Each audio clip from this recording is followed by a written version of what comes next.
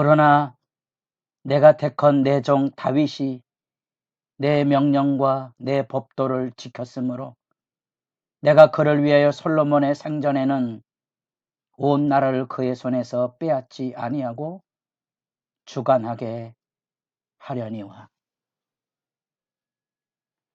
새벽 이슬 같은 생명의 기도자 여러분, 주의 날을 열고 닫으며 말씀과 기도의 거룩함으로 주의 은혜가 늘 마음에 머무는 역사가 풍성하기를 소망합니다.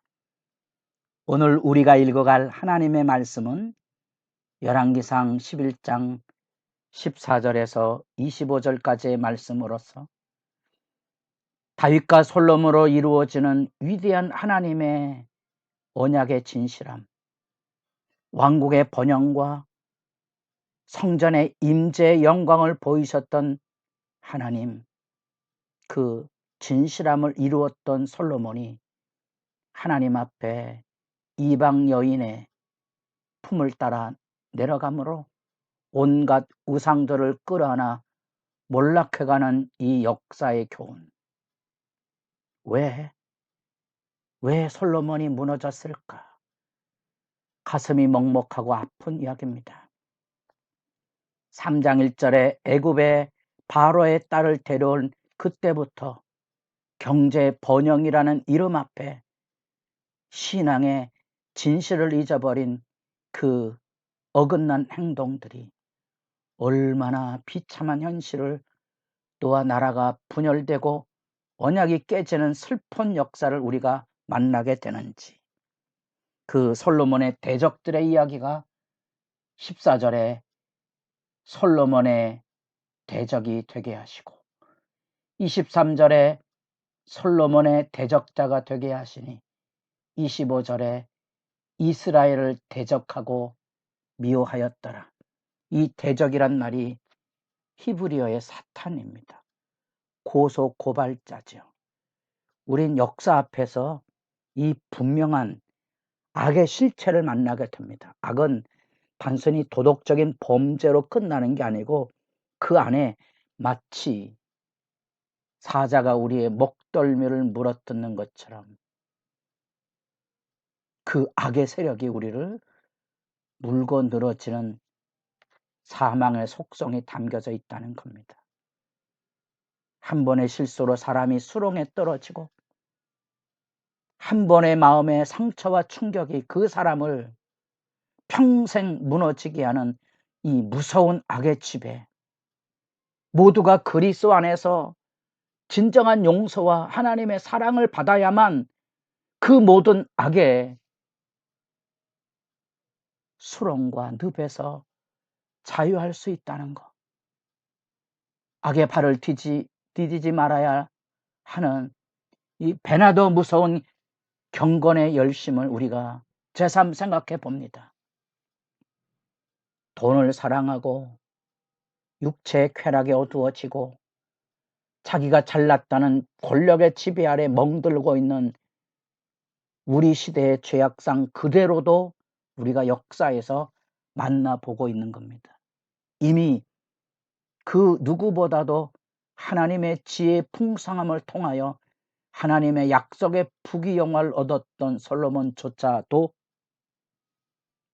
결국은 이방 여인을 사랑하고 외교적인 유대를 통하여 나라를 제국을 반석 위에 세웠던 위대한 역사를 이루며 스멀스멀 그렇게 대적자 사탄에게 목덜미를 사로잡힘으로써 이제 이방 여인들과 결탁해서 슬프게 무너져가는 역사의 장면을 우리가 보고 그 악의 씨앗이 어떻게 세워져 가는지 이제 남북에서 이 솔로몬을 무너뜨리는 사탄의 대적이 일어나게 됩니다. 무서운 것은 그 배경이 솔로몬이 뿌렸던, 다윗과 솔로몬이 뿌렸던 이방 국가의 정복과 조공과 악의 지배입니다. 하나님은 다윗과 솔로몬을 통하여 이루시고자 했던 영화가 모든 족속으로 복을 얻게 하시려는 공의와 정의의 유대관계를 맺는 것이었지, 수탈과 압제에 세상의 제국을 이루는 것이 아니었음에도 불구하고 다윗과 솔로몬의 이 왕국이 하나님 앞에 본분을 지키지 못하고 무너져가는 무서운 역사의 심판을 우리가 지켜보고 있고, 결국 무자비한 제국의 탐욕은 우리가 세상 역사에서 보듯이, 우리 주변의 일본이라는 나라를 통하여 보듯이 결국은 패망하기 전까지는 악의 굴레로부터 자유로울 수 없다는 겁니다. 사업의 성공을 위해서라면 무자비한 전략과 음모와 계략을 가지고 일어서야만 되는 현실적인 경영의 문제, 죽음을 맞이하지 아니하고서는 사람이 변화되지 아니한다는 겁니다. 세계적으로 성공한 사람들의 이야기를 들어보십시오. 특별히 기독교 전통을 가지고는 미국의 사업 성공에 위대한 사람들도 죽을 고비를 만나서야 비로소 이 돈의 마술에서 벗어나기 시작했다는 거. 그래서 사회 기증을 하고 도덕적인 책임을 다하는 그 변화의 변곡점에는 언제나 죽을 고비가 있었다는 거 찾아보시기를 바랍니다.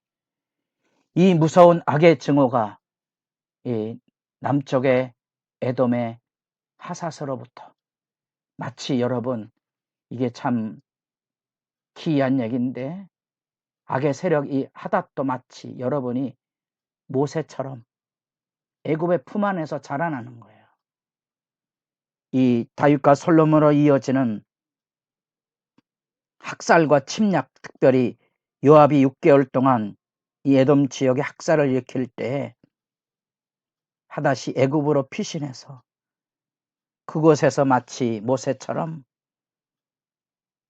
혼맥을 맺고 그의 아들은 양자가 되어서 그곳에서 자라가게 됩니다. 마치 모세가 입양되듯이. 그래서 무섭죠. 하나님은 이 악의 배후 세력 안에서도 이 악의 증오를 키워가는 이 사탄의 무서운 움직임을 알고 계셨던 거지요. 그래서 우리가 역사 앞에 마치 바로를 강팍하게 함으로 애굽을 심판하는 그 말을 우리가 이해하기 어려운 것처럼 이 악의 실태 배후에 하나님이 계신다는 히브리적 사고를 조심스럽게 묵상하실 필요가 있습니다. 동일하게 또 북쪽에서는 아람, 우리가 잘 아는 다메섹을 중심한 이 르손의 소바 다메섹으로 이어지는 이 국가들, 아람 지역의 국가들이, 그 중에 한 사람 이 르손이 이 다메섹에서 피신을 해서 그곳에서 힘을 키워 이제는 남북에서 솔로몬을 쪼아대고 있는 그런 모습입니다.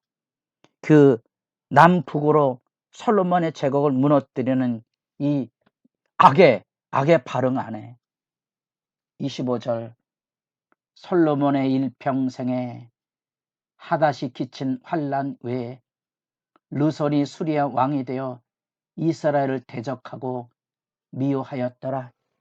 대외적인 악의 무서운 씨앗이 자라서 솔로몬을 물어뜯는 일들의 고통을 이루 말할 길이 없다고 표현해 주고 있습니다. 이것은 이제 전초전입니다. 이후의 악이 어떻게 번져나갈지 내일 살펴보게 될 것입니다. 그것은 내부에서 일어난 이 대외가 아닌 솔로몬 제국 안에서 일어난 분열과 파열의 모습입니다. 역사는 이렇게 분명하게 하나님 앞에 언약을 지켜 행해야 되는 본분을 일깨워주고 세상의 번영과 성공에 눈이 어두워서 하나님의 진리를 가리는 순간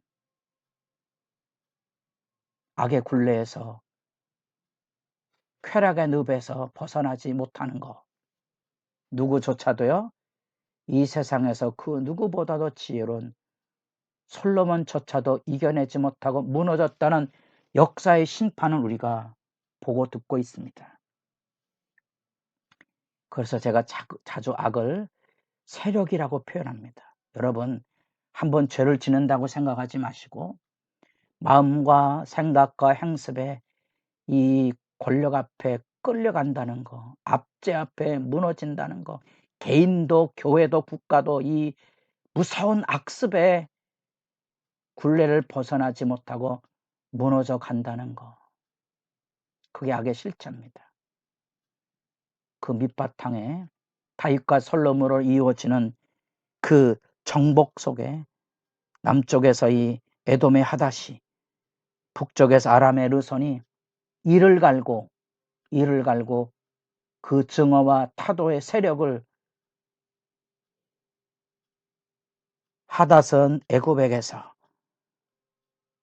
르손은 다메섹에서 망명하여 힘을 키운 다음에 세력을 얻게 되자 드디어 솔로몬을 쪼아대기 시작합니다. 악의 세력의 반격이지요. 뿌린 대로 거둔다는 역사의 실체는 우리로 하여금 이렇게 황망의 현실을 만나보게 됩니다. 모세를 키워서 자기 민족을 구원하게 하시는 구원 역사의 반대편에 하닷을 키워서 다윗과 솔로몬의 제국을 무너뜨리는 이 악의 섭리, 사탄의 교묘한 짝퉁의 세력들을 우리가 지켜보며 여러분, 진정한 이 새벽 말씀과 기도의 시간들의 소중함, 하나님 면전, 하나님 앞에 살아가는 믿음의 진실을 마음에 담고 기도의 시간이 깊어져 가기를 바랍니다.